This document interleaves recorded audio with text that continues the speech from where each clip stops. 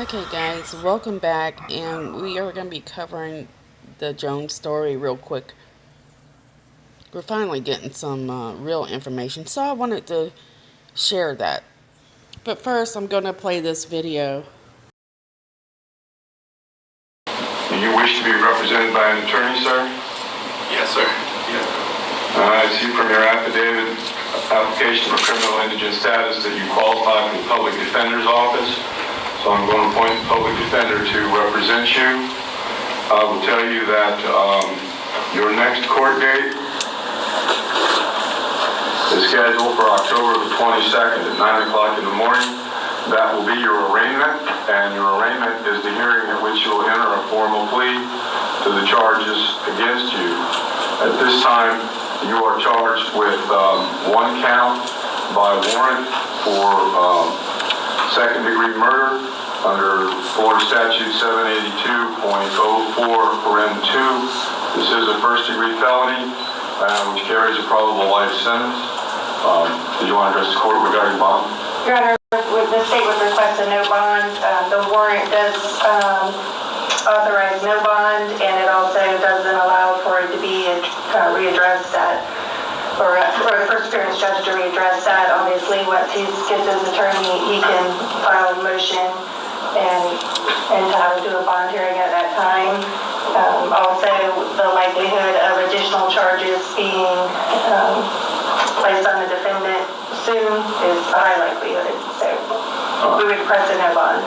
Including the fact that you had absented yourself from the state of Florida, I'm going to find that you are a flight risk, and based upon that and the nature of the alleged crime, I'm going to deny your bond at this time, so you will be held without bond. Okay, so we are hearing, a little bit more about what's going on with the case. We realize now that most likely this was not premeditated. We're also learning that there's a possibility that he was driving around with his family, deceased, inside the van for approximately 2 weeks. Now, some sources are saying that he lived inside that van with his family like that, with them, every day that goes by, what happens in that process. I just have trouble saying it. Let's not forget that they are in Florida, so which makes it even far worse. And now sources are still not sure how long. They think maybe he,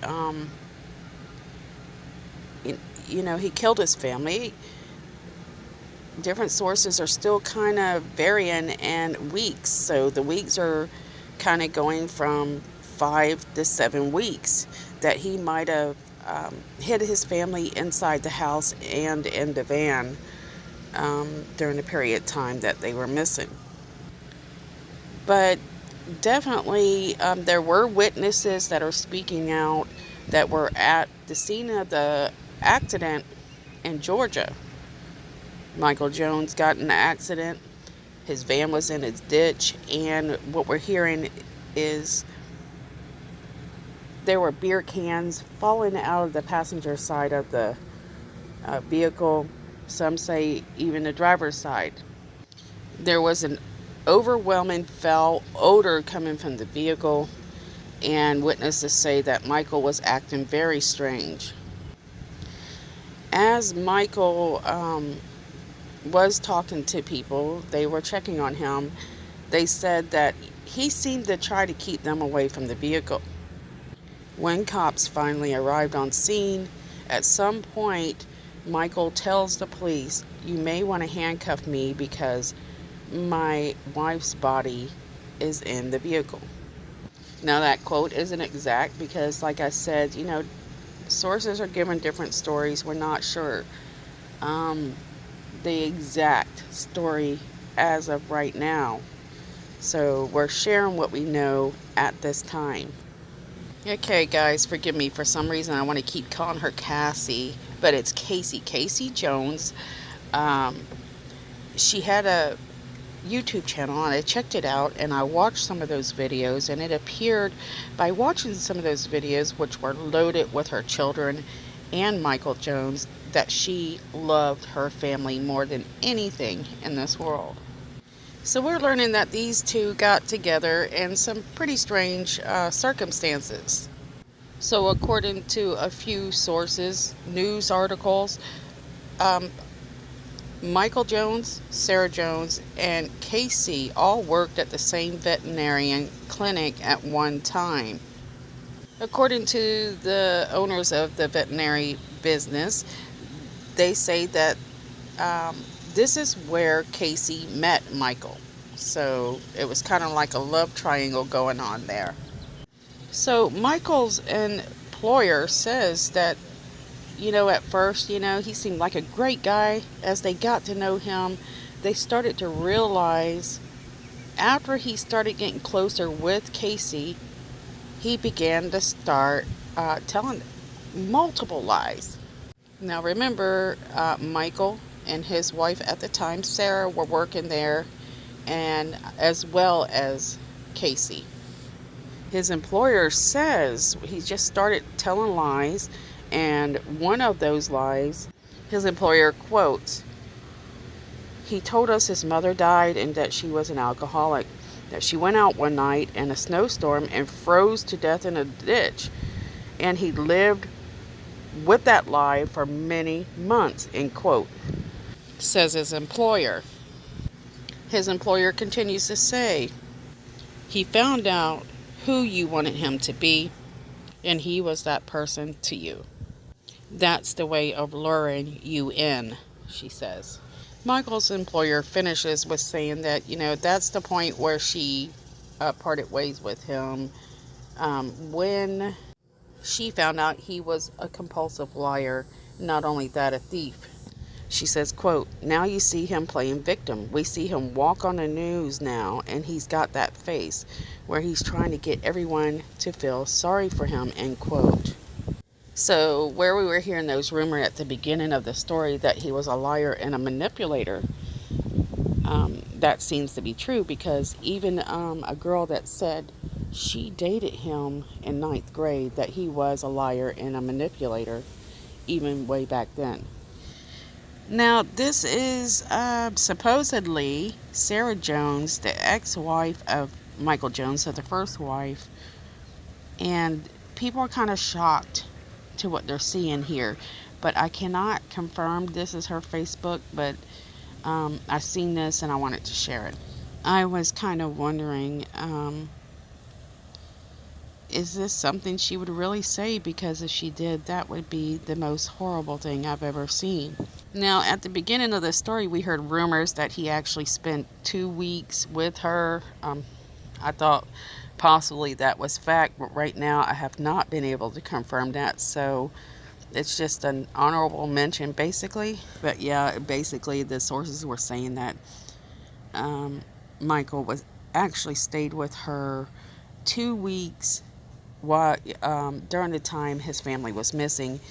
And some say that is there a possibility that the bodies were even in the van while he was staying there. So I don't know for sure on this one yet, guys. Just mark that down. This is not for sure yet. I did forget to mention that in 2015, Michael was arrested for breaking into that veterinarian clinic that he worked at. And according to a few sources, they said that after deputies had arrested him for breaking into that hospital, the veterinarian hospital, they found out that he had stolen money and medication from the business. Now we are learning that Casey and Michael were married on Halloween in 2017. And the the two older children, Cameron 10 and Preston 5, were from Casey's previous marriage. And then Michael Jones was the father of Marcelli 2 and 1-year-old Ariana. And forgive me if I am not pronouncing a name correctly. Now, the family is taking this on both sides, both Jones and Cassie's side of the family. are having a very hard time dealing with this fact that Michael Jones did take the lives of 5 of what was supposed to be people he loved. Ryan Jones, which is Michael Jones' brother, is very open to the social media about, what he's going through with this case.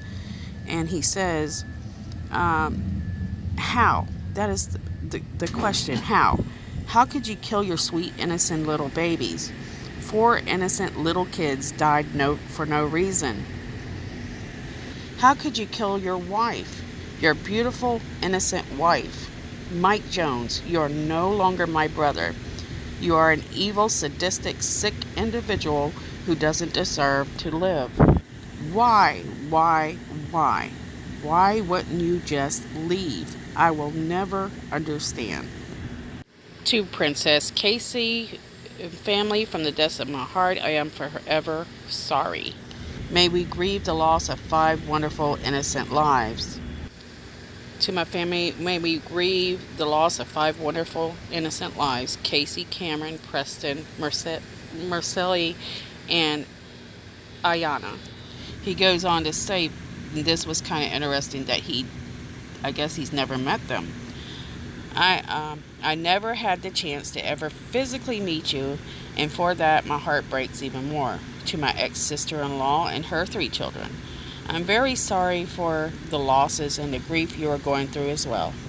So it seems that possibly, this family wasn't very close in the first place, but it still touches you because, you are part of that life, even if you don't see them daily. We did hear that there was a few GoFundMe set up for the family that were fake, and then the family put out a few statements saying, we will let you know when we have a GoFundMe. And so that's kind of been a mess, whether or not the GoFundMes that are out there floating around are legitimate or not. If you would like to help, definitely be careful which GoFundMe you're dealing with. I'm not posting one simply because the family themselves have not contacted me. And therefore, I just don't want to post the wrong information and give money to the wrong people. So Judy Garland, which is a sister, posted this public announcement. It says, as a family, we do not give anyone permission to start a GoFundMe account at this moment for Casey and her babies. As a family, when that time comes, we will decide the steps that we need to take, and we will make a public announcement. No one has our permission to open any account concerning this family. Please share and pass this along. Okay, so we're sharing that, but right now they're saying there are a few legitimate GoFundMes, but it's very difficult to find out which one that is. So until the family contacts me, I'm not supporting one. I've had a few people pretending to be family members that contact me, and I ended up having to block them. It's difficult. A lot of people will do anything for an attention. I have posted videos of Casey and Michael and their children from the YouTube page, a few of them, but I want to post a few more so that you can just catch a glimpse of who they were. But to me, it just seemed that her whole life was her children. And at the beginning, there was some rumors saying that she was also a liar, but I think possibly now that more witnesses are coming forward, it is mostly the lying come from Mike, and so she was with him, and probably they associated his lies with her. But when we watch those videos, it's very difficult to understand, because he looks like a loving father and husband. He really does. He looks like he's legitimate. And some of those videos, he kisses his daughter over and over and over, and it just doesn't make sense. One of the videos that I did pull up on Michael and Casey was a video that she recorded of Michael standing at the end of her bed, kind of leaning against the wall. He appeared to be, crazy drunk. and he sings a song to her, and she just is loving it. She's totally in love with the guy, and you can tell it. But you can tell also that he is a complete disaster. So, um, but of course, that is my opinion and nothing more. I want to show you that video, but you could tell that she was so in love with this man. And I'm really having trouble with this story. It's really, this one's hard on me, just like the Savannah and the Andreen and Leah, and several of the ones I do covered, Kelsey. But this one, I guess, is, you always think that you're going to get tougher with each story, but this one is tough. Okay, guys, so I'm going to go ahead and roll that tape. You made me feel as though I was alone. We danced the night away. We drank too much. I held your hair and you thrown up. You smiled over your shoulder. For a minute I was stone cold sober. I moved you closer to my chest. You never know. There's a lady cool and you were scared of letting go. I knew I needed you, but I never showed. I wanted to stay with you till we're growing old. It's so cute. Okay, let's pull this up. Okay, guys, as you watch those videos, you can definitely tell that Cassie loved her family, and that was the most important thing to her in her life.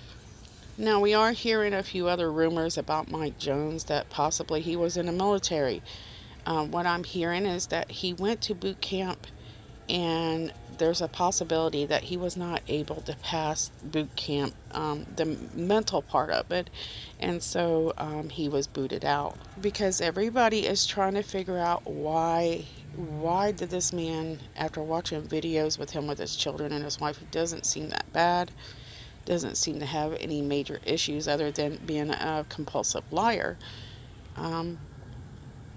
but maybe there is a history of mental illness for the guy, and Cassie just, I mean, she was the one that was closest to him, and she didn't see it.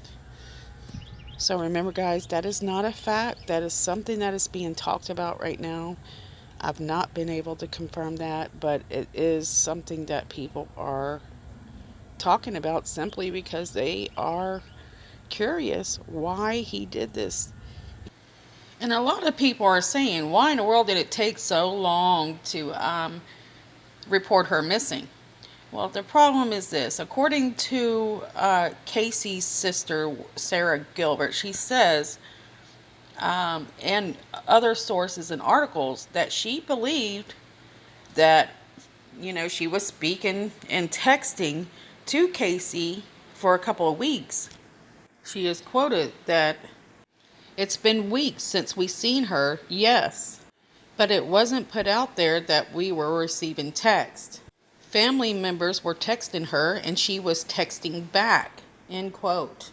So, you know, as if, you know, you dealing with a loss like this and then having the public kind of question you, which to me, if they hadn't had text her or seen her for 3 weeks, what business is it of ours? It's none.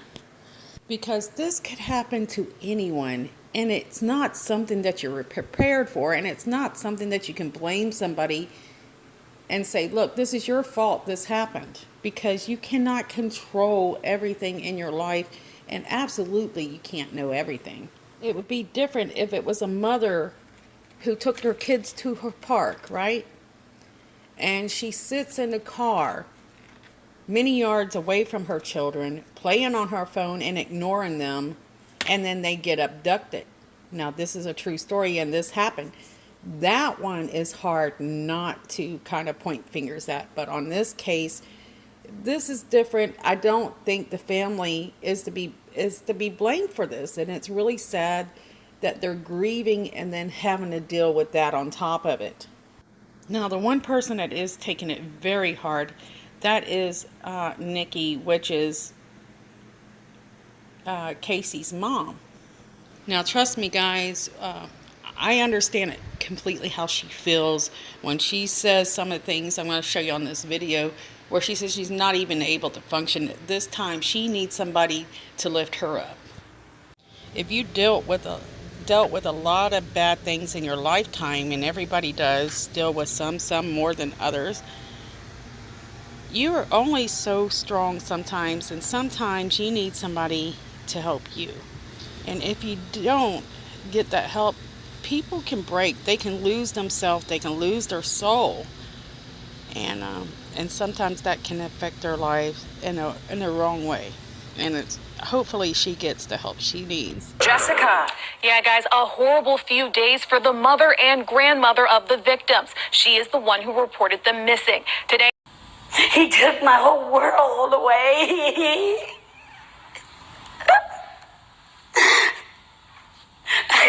My whole world's gone. Why would he do that to his little girl? Why? Threw away like trash. All he had to do is tell me to come and get them. I would have came and got them. Now that her daughter and grandchildren are gone, Nikki Jones clings to the memories, photos, and belongings she has of them. I just know I feel numb. I can't even get him to wash my dishes. I've always been strong, but I can't. This time I can't. I gotta lean on somebody. I can't do this one by myself. Casey's family is working to make funeral arrangements. They have not chosen a funeral home yet and want people who would like to donate to wait until they've selected one so donations can be sent directly to the funeral. Yeah, that was very difficult to watch. It's very painful to see. As of right now, Michael is behind bars. He is back in Florida, and he will, according to the prosecutors, be facing new charges very soon. Right now, they are performing autopsies on the 5 bodies, and what they're saying is the bodies have been decomposing for a very long time, over 3 weeks, some sources say, but we don't know for certain right now. And that it's been very difficult. It's going to make it very difficult to find answers, but they are working on that, and we may hear something soon. Now, I was not going to do another story on this, but this one's really touched me, and I know it's touched a lot of you guys as well. It's a very, very tragic story, and I just know it's going to be hard to get through this for that family. As I have searched for maybe friends of Michael that might have had something to say on his behalf, especially on social media or anywhere, it doesn't appear that he would have very many friends as far as I can see right now. But why are people drawn to this story? And so what attracted people to that story was people didn't understand how somebody that appeared to be so loving and caring could do something so devastating to such a beautiful family. And when I seen, as I watched Mike's videos and Casey's videos and the story, we start to see more on it. I see kind of that same flair with this guy. It just seems to me that the one thing that Mike and Chris Watts do have in common is the fact that they're able to hide the monster inside.